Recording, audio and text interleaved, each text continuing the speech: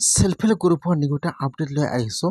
সেইটো আপডেট হ'ল আপোনালোকৰ যদি সেলফ হেল্প গ্ৰুপৰ লিষ্টত নাম আছে আৰু আপোনালোকে যদি আত্মসহায়ক গোটৰ 10,000 টকা পোৱাৰ ফৰ্মটো জমা দিছে, তেনেহ'লে কিন্তু এটা নিউ ভেৰিফাই এপ্ৰুভ লিষ্ট আহি গ'ল। যিসকল মানুহৰ নাম এপ্ৰুভ হৈ গ'ল, যিসকলৰ ফটো আগতে আপলোড কৰিছে, সকলোৱে কিন্তু এইবাৰ 10,000 টকাটো লাভ কৰিব। এটা কিন্তু নিউ ভেৰিফাই এপ্ৰুভ লিষ্ট আহি গৈছে। যদি আপোনালোকে 10,000 টকা পোৱাৰ ফৰ্মটো জমা দিছে, তেনেহ'লে আপোনালোকে আজিয়ে লিষ্টটো চাই লওক। কেনেকৈ আপোনালোকে লিষ্টটো চেক কৰিব চাই লওক। এতিয়া আপোনালোকে ফাৰ্ষ্ট আপোনাৰ মোবাইলৰ যিকোনো এটা ব্ৰাউজাৰ অ'পেন কৰি ল'ব। আপোনালোকে ইয়াত লিখিব সেলফ হেল্প গ্ৰুপ, লিখি চাৰ্চ কৰিব। ইয়াত যিটো 1 নম্বৰত লিংক আহি যাব HSG কেটেগৰী ৱেষ্ট। এতিয়া আপোনালোকে সেইটো অপশ্যনৰ ওপৰত এবাৰ ক্লিক কৰিব। এতিয়া কিন্তু ইয়াত অফিচিয়েল পেজটো অ'পেন হৈ যাব এনেকুৱাকৈ। এতিয়া আপোনালোকে ইয়াত ওপৰত একো ক্লিক কৰিব নালাগে, অলপমান তলত আহি যাব। ইয়াত ফাৰ্ষ্ট আহি যাব ষ্টেট নাম। ইয়াত যিটো আপোনাৰ ষ্টেট নাম হয়, আপোনালোকে ইয়াত চাই ল'ব যে ইয়াত আপোনাৰ ষ্টেট নাম কোনটো হয়। ইয়াত যিটো আপোনাৰ ষ্টেট নাম হয়, এতিয়া আপোনালোকে আপোনাৰ ষ্টেট নামৰ ওপৰত ক্লিক কৰিব। তাৰপিছত ইয়াত আহি যাব আপোনাৰ ডিষ্ট্ৰিক্টৰ নাম। এতিয়া ইয়াত যিটো আপোনাৰ ডিষ্ট্ৰিক্টৰ নাম হয়, এতিয়া আপোনালোকে আপোনাৰ ডিষ্ট্ৰিক্টৰ নামৰ ওপৰত ক্লিক কৰিব। যদি আপোনাৰ ডিষ্ট্ৰিক্টৰ নামটো ইয়াত চাই ল'ব, ইয়াত যিটো আপোনাৰ ডিষ্ট্ৰিক্টৰ নাম হয়, এতিয়া আপোনালোকে আপোনাৰ ডিষ্ট্ৰিক্টৰ নামৰ ওপৰত ক্লিক কৰিব। যেতিয়া আপোনালোকে ডিষ্ট্ৰিক্টৰ নামৰ ওপৰত ক্লিক কৰিব, তাৰপিছত ইয়াত আহি যাব আপোনাৰ ব্লকৰ নাম।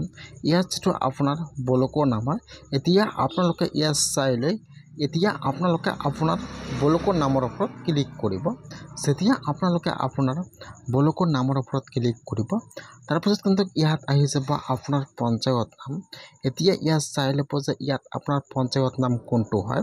ইয়াত যিটো আপোনাৰ পঞ্চায়ত নাম হয়, যদি 1 নম্বৰত নাহে, তেনেহ'লে আপোনালোকে তলত 2 নম্বৰত ক্লিক কৰিব। তাৰপিছত আপোনালোকে আপোনাৰ পঞ্চায়তৰ নামৰ ওপৰত ক্লিক কৰিব। এতিয়া ইয়াত আহি যাব আপোনাৰ ভিলেজৰ নাম। এতিয়া ইয়াত যিটো আপোনাৰ ভিলেজৰ নাম হয়, এতিয়া আপোনালোকে আপোনাৰ ভিলেজৰ নামৰ ওপৰত ক্লিক কৰিব। যেতিয়া আপোনালোকে আপোনাৰ ভিলেজৰ নামৰ ওপৰত ক্লিক কৰিব, তাৰপিছত কিন্তু ইয়াত আহি যাব আপোনাৰ গ্ৰুপৰ নাম। এতিয়া ইয়াত চাই ল'ব যে ইয়াত আপোনাৰ গ্ৰুপৰ নাম কোনটো হয়। ইয়াত যিটো আপোনাৰ গ্ৰুপৰ নাম হয়, এতিয়া আপোনালোকে আপোনাৰ গ্ৰুপৰ নামৰ ওপৰত ক্লিক কৰিব।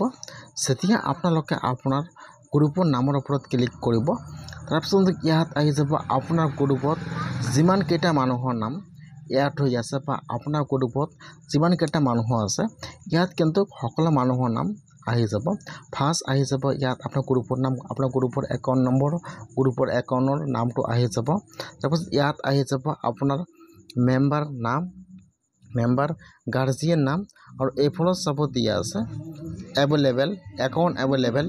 যিসকলৰ নাম এইফালে চাব দিয়া আছে এভেইলেবল, সেইসকল মানুহৰ নাম কিন্তু সকলো ভেৰিফাই হৈ গৈছে। আৰু ইয়াত চাব এইফালত নাম দিছে, এইফালত না দি আছে, মানে এইটো নাম ভেৰিফাই হোৱা নাই। যিসকল নাম ভেৰিফাই হৈ গৈছে, সেইসকলে কিন্তু অতি সোনকালে সেলফ হেল্প গ্ৰুপৰ 10,000 টকাটো লাভ কৰিব। আৰু যদি আপোনালোকৰ নামটো ভেৰিফাই হোৱা নাই, এইফালত কিন্তু নাৰ অপশ্যন দিয়া আছে। আপোনালোকে এনেকুৱাকৈ নিউ লিষ্টটো চাই লওক যে আপোনালোকৰ লিষ্টত নামটো আহিছে নে অহা নাই। যদি আহিছে, তেনেহ'লে কিন্তু আপোনালোকে এই মাহৰ ভিতৰতে পইচাটো লাভ কৰিব।